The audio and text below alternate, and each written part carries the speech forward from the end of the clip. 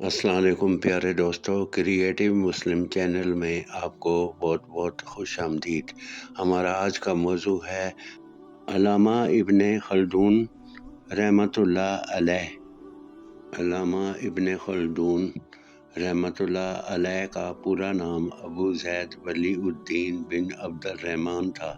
آپ رحمۃ اللہ علیہ 1332 عیسوی میں تیونس میں پیدا ہوئے۔ آپ رحمۃ اللہ علیہ قرآن مجید کے حافظ تھے۔ اللہ تعالیٰ نے انہیں بے پناہ صلاحیتوں سے نوازا تھا۔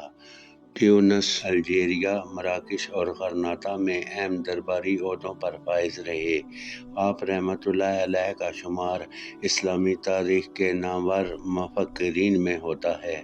رحمۃ اللہ علیہ ایک نامور مورخ، معروف فلسفی، ماہر تعلیم اور ماہر عمرانیات مانے جاتے ہیں۔ آپ رحمۃ اللہ علیہ نے کئی جدید نظریات پیش کیے جنہیں زبردست پذیرائی حاصل ہوئی اور آج تک ان کے افکار و نظریات سے استفادہ کیا جا رہا ہے۔ علامہ ابن خلدون رحمۃ اللہ علیہ نے انسانی زندگی کے بارے میں کئی اصول بیان کیے ہیں جن کی بنا پر انہیں عمرانیات کا بانی قرار دیا جاتا ہے۔ انہوں نے عمرانیات کے بنیادی اصولوں پر بحث کرتے ہوئے لکھا ہے کہ انسانی زندگی کے دو بنیادی اصول ہیں: نمبر 1 مل جل کر زندگی گزارنا اور نمبر 2 انسانی زندگی کا دفاع کرنا۔ پہلے اصول میں انسانی معاشرے کی بنیاد محبت، اخوت، ہمدردی اور باہمی تعاون پر رکھی گئی ہے، جبکہ دوسرے اصول میں انسانی زندگی کو پیش آنے والے ممکنہ مسائل اور خطرات سے بچانا ہے۔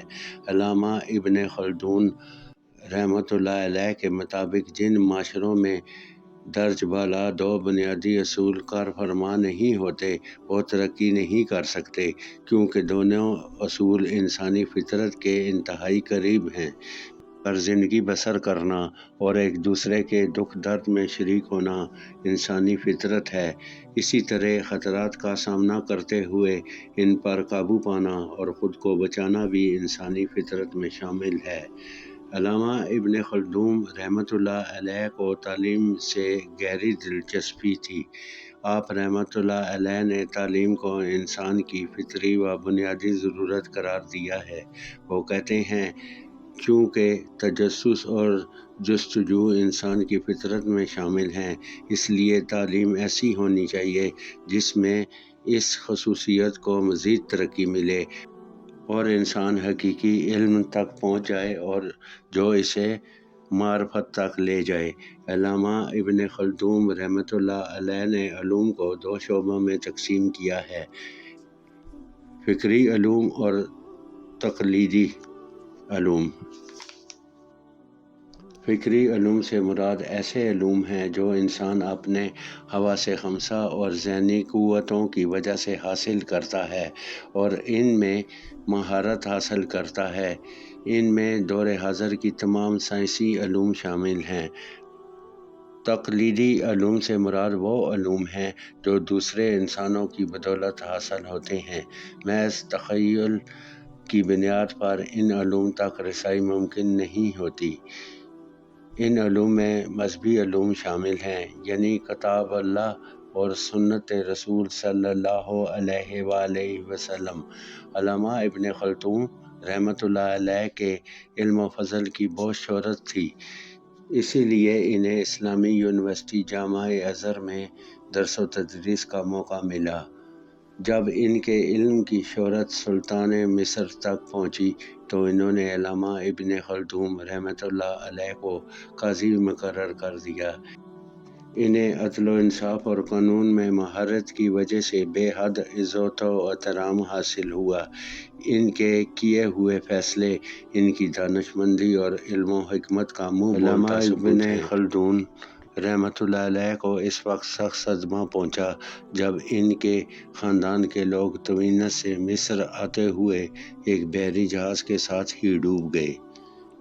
علامہ ابن خلدون رحمۃ اللہ علیہ کو عربی زبان کی ایک خاص طرز تحریر میں مہارت حاصل تھی۔ ان کی تحریروں میں ادب کا رنگ نمایاں تھا۔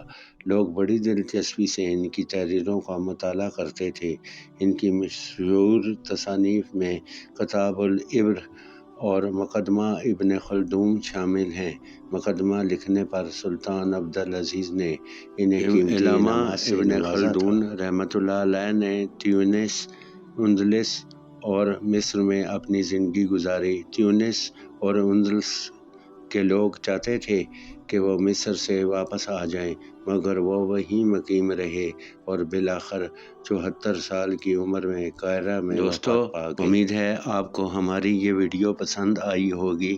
ہمارے چینل کو سبسکرائب کیجیے گا اور ہماری ویڈیو کو لائک کیجیے گا۔